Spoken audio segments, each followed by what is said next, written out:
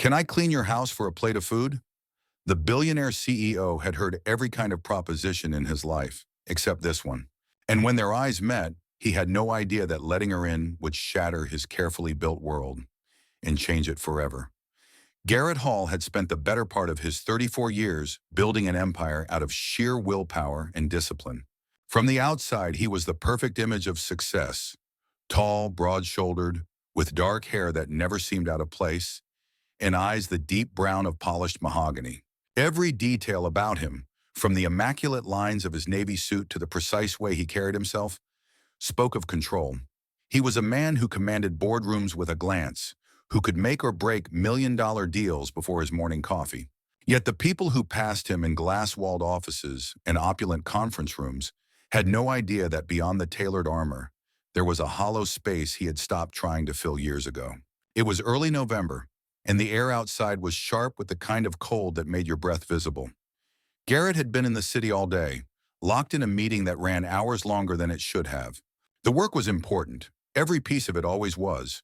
But as the evening dragged on, he found himself restless, his mind wandering to the long, silent drive back to his estate. The estate had become more a place of solitude than a home. Its grand halls and polished floors echoed with emptiness, each room a reminder of how much he had lost. By the time his car pulled through the tall, wrought-iron gates, the sky had darkened into an indigo wash, and the estate grounds were bathed in the warm glow of the driveway lamps. The gravel crunched under the tires, a sound he'd always found comforting in its familiarity. But as he stepped out of the sleek black sedan, adjusting his coat against the cold, something caught his attention, a figure standing just outside the main gates, half in shadow. She stepped forward slowly, as if unsure whether she should be there at all. In the pale light from the lamp overhead, he saw her more clearly, a young woman, perhaps around 30, with long blonde hair that caught the light like strands of gold. She was wearing a simple blue dress, modest and a little worn, but clean.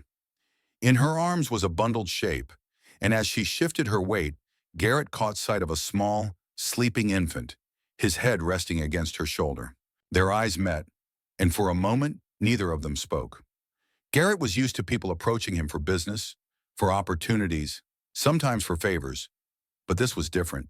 There was something in her gaze that was steady despite the weariness in her face, something that told him she had come here as a last resort. When she finally spoke, her voice was quiet but unwavering. "Could I clean your house for a plate of food?" The words hung in the air, surreal in their simplicity. Garrett felt himself pause, not out of disbelief at the request, but because it was so far removed from the world he inhabited. His life was defined by luxury, efficiency, and control. People didn't come to him asking to trade labor for a meal. They came offering polished resumes and ambitious proposals. She adjusted the blanket around the child, pulling him closer to her chest. He could see now that the baby was very young, no more than 6 months old, and that her arms tightened around him instinctively, as if bracing for the possibility that she might be turned away. Garrett didn't know what made him take the first step toward her. Maybe it was the raw honesty of her words. Maybe it was the way she stood, not pleading, but holding herself upright despite the cold and the uncertainty. Or maybe it was something he didn't want to name yet. The faint stirring of something in the space inside him he'd thought was long gone. "Come inside," he said finally, his voice low but firm. "You both look like you've been out here too long." She blinked as though she hadn't expected him to agree so easily, but she nodded. As he opened the gate and led her up the driveway toward the house, Garrett noticed the sound of her steps. Light, careful, almost as if she was afraid to disturb the peace of the place. And though he didn't know her name or her story, he felt a strange, unshakable certainty that meeting her was going to change something in his life in a way he could not yet imagine. Garrett led her through the wide front doors into the marble-floored foyer of his home. The warmth from the underfloor heating seeped up through the soles of her worn shoes. And for the first time that evening, the tension in her shoulders seemed to ease, even if just slightly. The soft glow from the chandelier overhead illuminated the blue of her dress and caught in the loose strands of blonde hair that had fallen from her bun. The baby stirred faintly, letting out a small sigh before nestling his face deeper against her neck. Garrett gestured toward a side hallway that led to the kitchen. "Come this way. You should eat before we talk about anything else." The woman hesitated, glancing back at the heavy front doors as though half expecting someone to burst in after her. But when no one came, she followed him silently, her eyes darting briefly over the high ceilings, the polished wood, the framed paintings that lined the walls. To Garrett, these were simply fixtures, things he'd stopped noticing long ago. To her, they seemed almost unreal. The kitchen, with its warm lighting and faint scent of fresh bread, felt like an entirely different world from the cold evening outside. Without asking questions, Garrett motioned to the housekeeper, Mrs. Jensen, who had been preparing to leave for the night. She understood immediately, setting out a plate of roasted chicken, vegetables, and bread, along with a steaming bowl of soup. "Sit," Garrett said, pulling out a chair at the end of the long farmhouse-style table. She obeyed, lowering herself carefully into the seat, still cradling the baby with one arm. Garrett noticed how she angled her body slightly, as if to keep herself between him and the child, protective even in this moment of reprieve. He took the seat across from her, folding his hands on the table. "What's your name?" "Emma," she said after a pause, her voice soft but clear. "Emma Brooks. And this is Noah." She glanced down at the baby with a fleeting smile, then began feeding herself small, careful bites, as though unsure how much she was allowed to take. Garrett studied her, noting the faint shadows under her eyes, the way her fingers were chapped from the cold, and the fabric of her dress, which had been mended in places with neat, deliberate stitches. She wasn't careless. She took care of what little she had.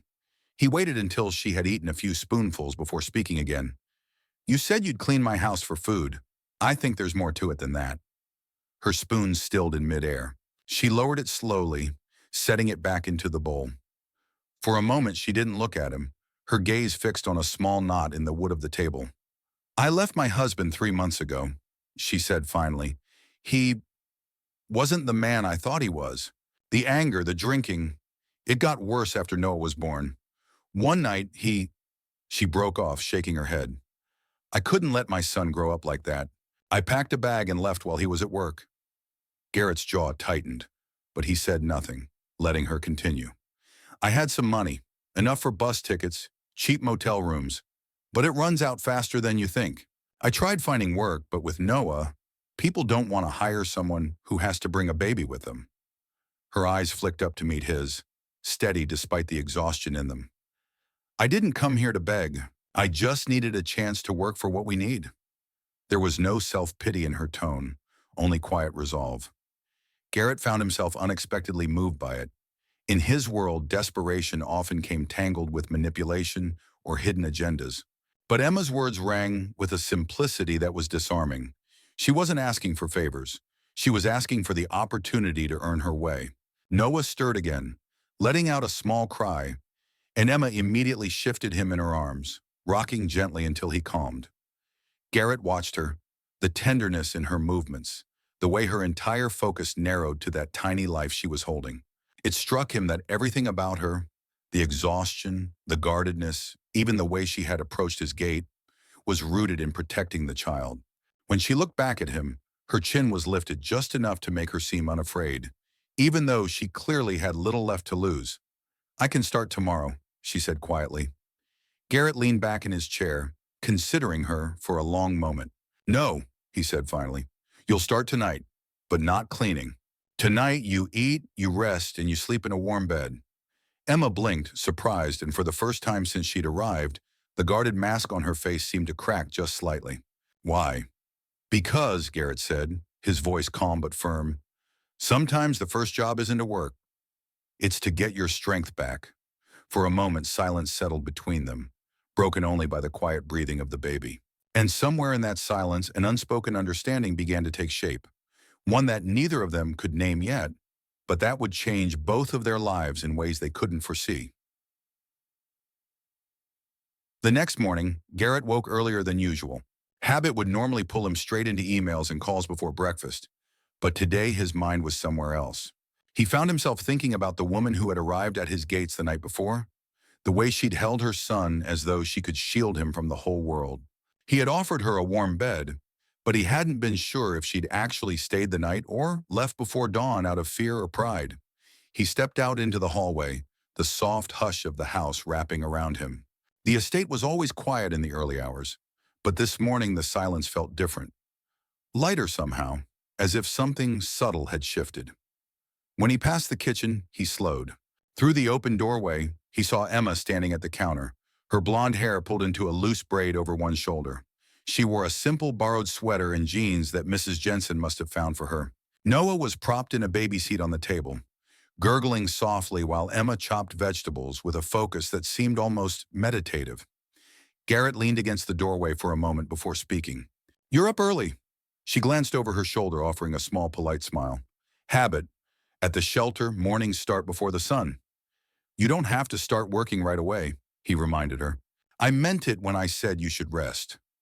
Emma set down the knife and turned to face him fully. "And I meant it when I said I'd work for what we need. I can't sit around and do nothing while you're giving us a place to stay."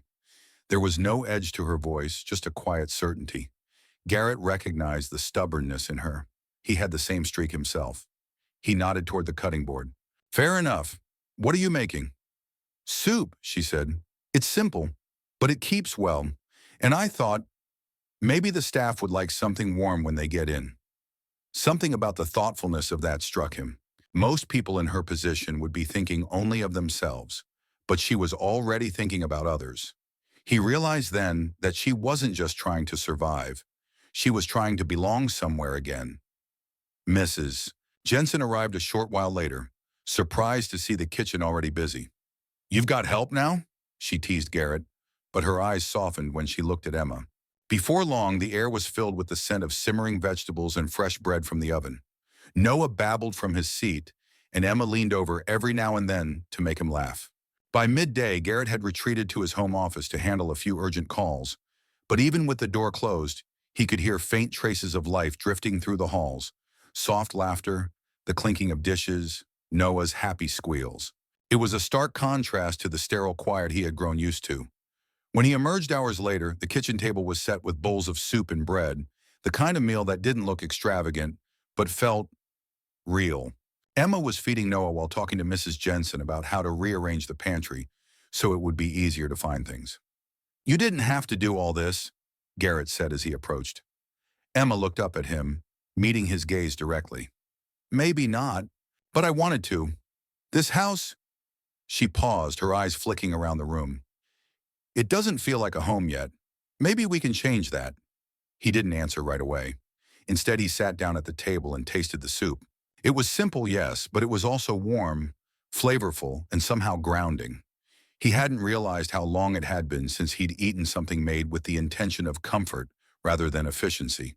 As the afternoon faded into evening, Emma helped Mrs. Jensen with a few more tasks, never once needing to be asked. She moved through the house with a quiet ease, not intruding, but somehow filling the empty spaces. When she finally carried Noah upstairs to settle him for the night, Garrett found himself watching her go, wondering how it was possible for someone to alter the rhythm of his home in less than a day. He knew then that his decision to let her stay hadn't been an act of charity. It had been instinct. And for reasons he couldn't yet explain, that instinct felt right. A week passed, and the rhythms of the house began to change in ways Garrett hadn't anticipated. Where once there had been long stretches of silence, there was now the sound of soft footsteps in the halls, the clink of dishes being put away, the quiet hum of someone singing under their breath while folding laundry. It wasn't disruptive. It was subtle, almost like a forgotten melody weaving its way back into a room. And at the center of it was Emma.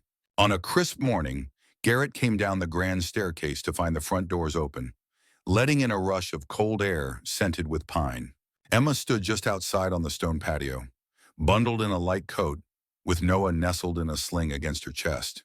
She was speaking to one of the gardeners, her hands moving expressively as they discussed something about the rose bushes near the entrance. Garrett watched her for a moment before stepping outside. "You're giving orders now," he said, his tone light. Emma turned, her cheeks pink from the chill, strands of hair catching the sunlight. "Not orders, suggestions. He mentioned the roses haven't been trimmed in months. I thought it might help to clear the view from the window in the dining room. You can see the hills better." Garrett glanced toward the row of rose bushes. She was right. It was a small detail he'd stopped noticing long ago. "You have an eye for things like that," he said. "It's just, if you live in a place, you should make it feel alive," she replied, tightening the sling around Noah and rocking him gently. The words stayed with him long after she'd gone back inside. For years, his estate had been immaculate but sterile, a showpiece for investors and colleagues, not a home. Emma, without even trying, was breathing life into it. Later that day, Garrett returned from a meeting earlier than expected. As he walked through the living room, he heard Noah's happy babbling and followed the sound to the library.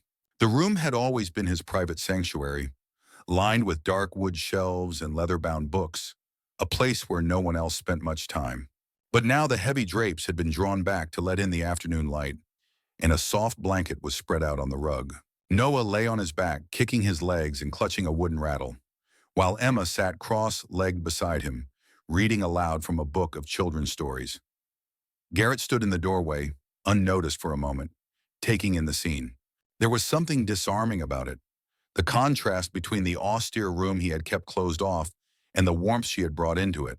It was as though she had taken a space he'd used to hide from the world and turned it into a place to be in it.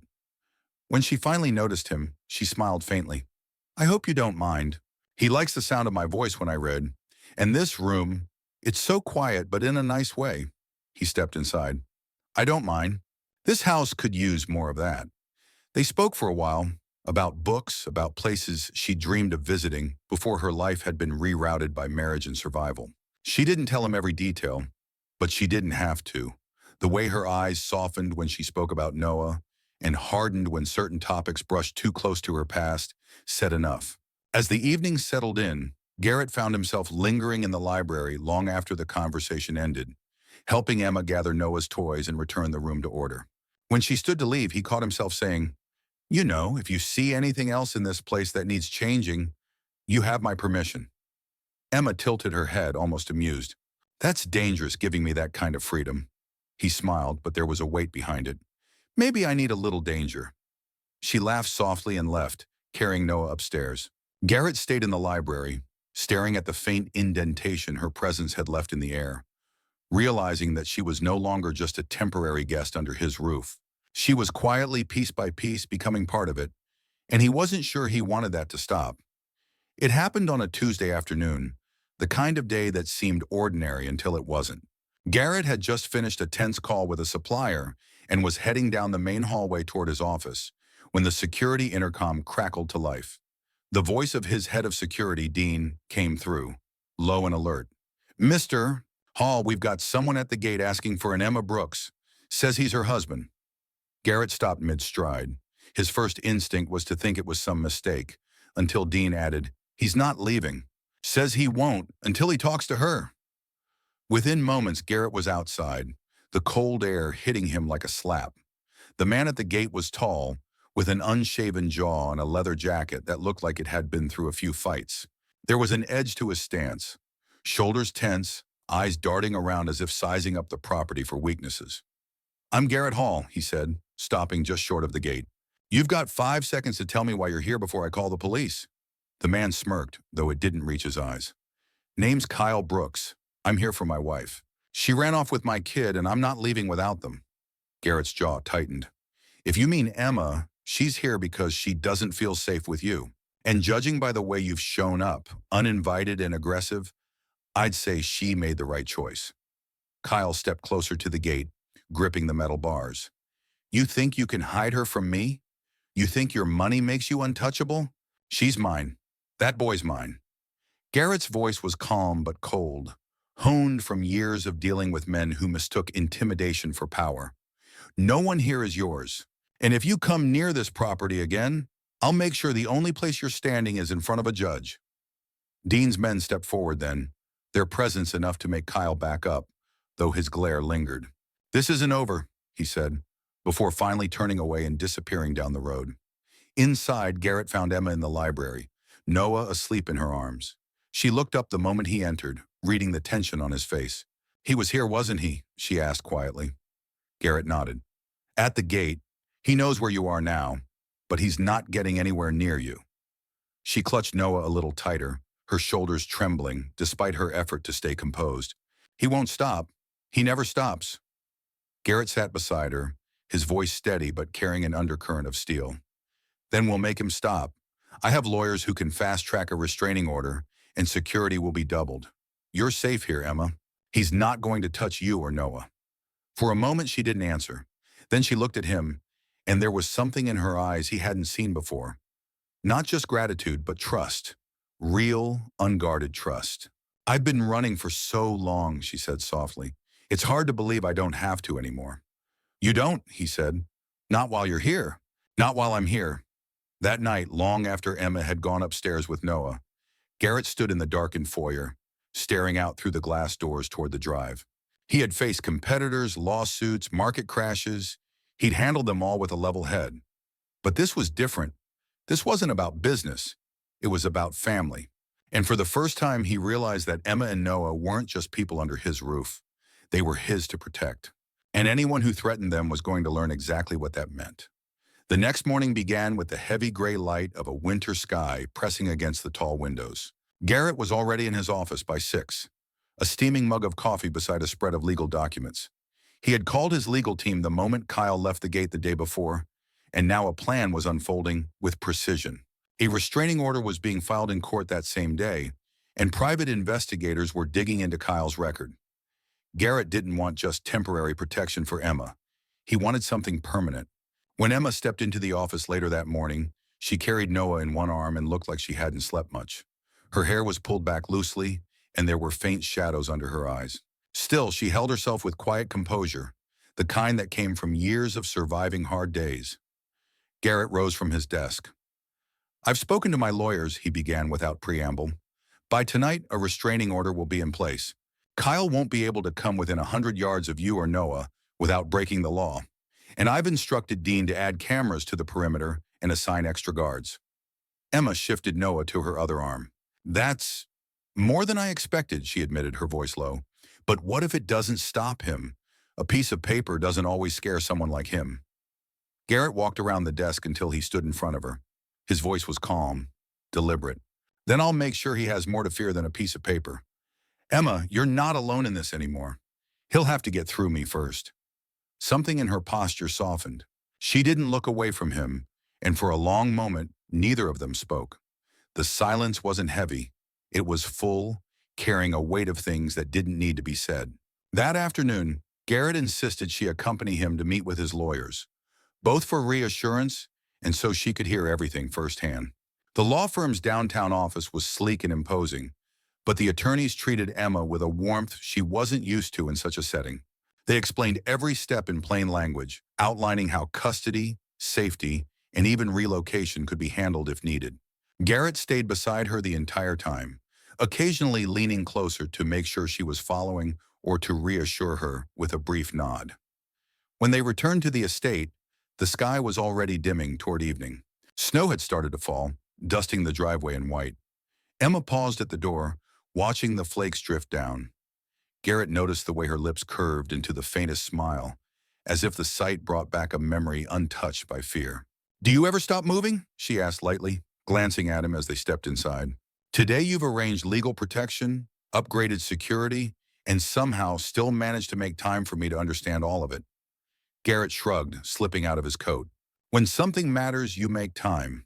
Her gaze lingered on him for a second longer than necessary. She didn't answer right away, but when she did, her voice was softer. "I don't remember the last time someone said that and meant it." That night, after Noah was asleep, they found themselves in the library again, a fire crackling in the hearth. Emma sat curled in an armchair, a blanket over her lap, while Garrett leaned against the mantel. They talked, not about Kyle, not about legal paperwork, but about ordinary things, childhood memories, favorite books, places they wanted to see. For the first time since she'd arrived, Emma laughed.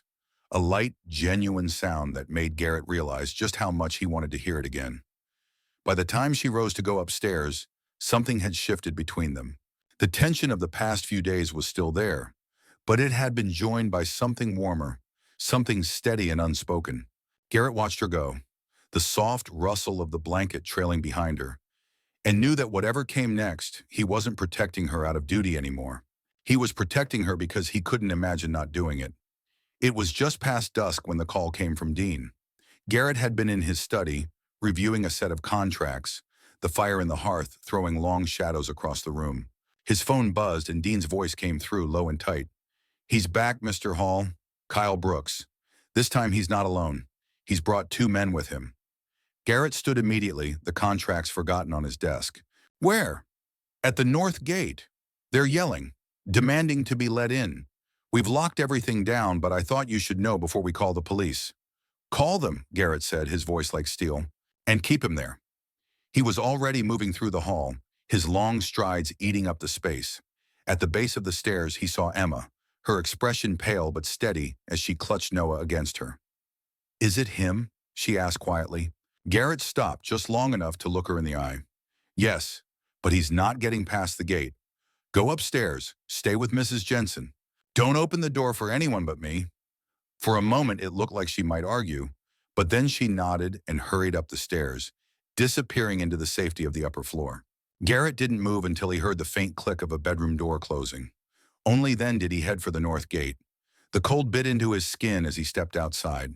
The snow from earlier that week had frozen into a thin crust over the ground, crunching under his boots. The floodlights by the gate lit the scene in harsh white. Kyle gripping the bars, his breath fogging in the air, his voice a mix of rage and mockery. The two men beside him looked like the kind of muscle you could rent for an evening. Big, broad, and impatient.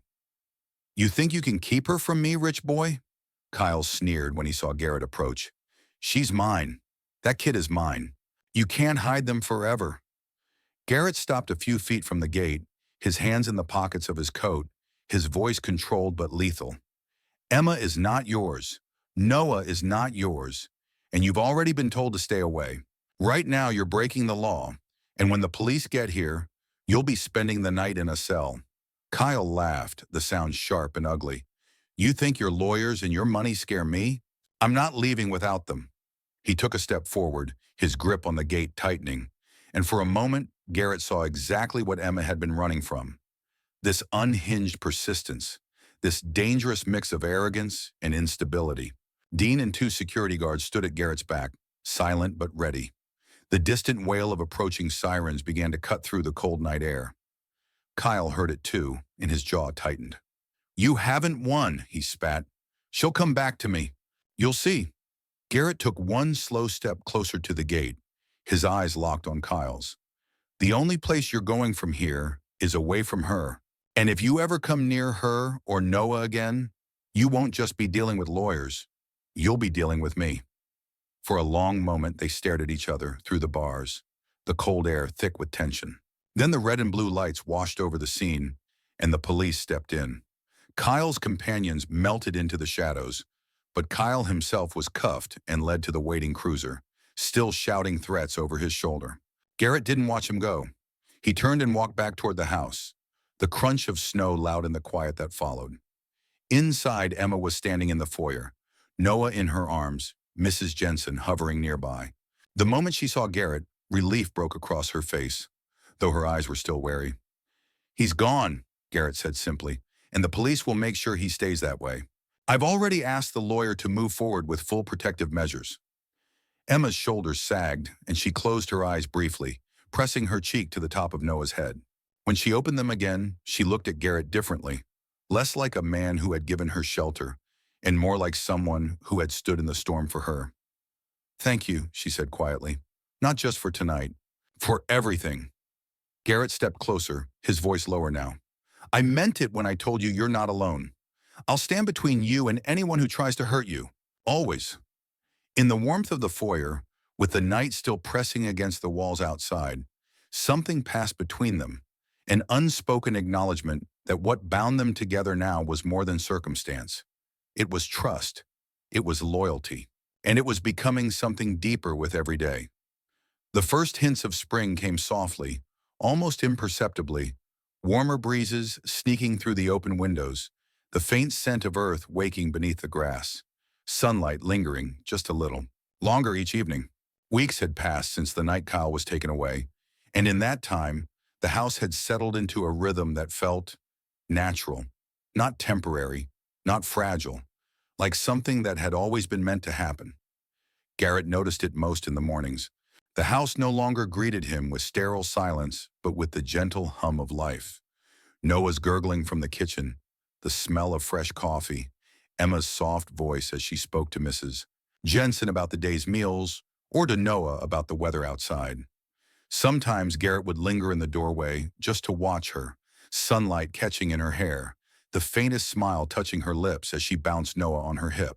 It struck him that he'd begun to measure time not by quarterly reports or board meetings, but by the curve of those moments. One Saturday morning, with the sky a pale blue and the air warm enough to carry the scent of blooming flowers, Garrett suggested they go into town. "There's a street fair," he told Emma, "and I think Noah's ready for his first taste of cotton candy." She laughed at the idea, but an hour later they were walking together down the cobblestone main street, weaving between stalls of fresh produce, handmade crafts, and music from a local band. It was there, amid the easy laughter and the swirl of people, that Garrett saw something shift in Emma. She no longer looked over her shoulder. She didn't flinch at sudden noises. She let herself enjoy the day. He watched her crouch beside Noah's stroller to show him a basket of bright yellow flowers, her eyes sparkling in a way that made his chest ache in the best way. That evening, back at the estate, they sat together in the garden while Noah napped upstairs. The sun was dipping low, painting the sky in strokes of gold and lavender. Emma sipped tea, her gaze wandering over the rolling hills beyond the property. "I used to think," she began softly, "that safety was just the absence of danger. Somewhere no one could hurt me. But it's more than that, isn't it? It's knowing you have someone who will stand with you, no matter what." Garrett's hand rested on the arm of her chair. "It's both," he said, "and you have that now. You'll always have that here." She looked at him then, really looked, and he saw the walls she'd been carrying for so long finally lower. "I believe you," she whispered. Something in the air between them shifted, quiet, certain. Garrett reached for her hand, and she didn't hesitate. Her fingers curled into his, warm and steady. They sat like that as the last light faded, saying nothing, but speaking in the language of shared understanding and unspoken promises. A few weeks later, in a small ceremony under the budding apple trees in the garden, Garrett and Emma stood together with Noah between them, his tiny hand gripping each of theirs. There were no grand speeches, no lavish displays, just vows spoken with sincerity, the kind that carried the weight of every trial they had faced to get here. When they walked back toward the house, the evening light spilling over them, Garrett felt a deep, grounding certainty.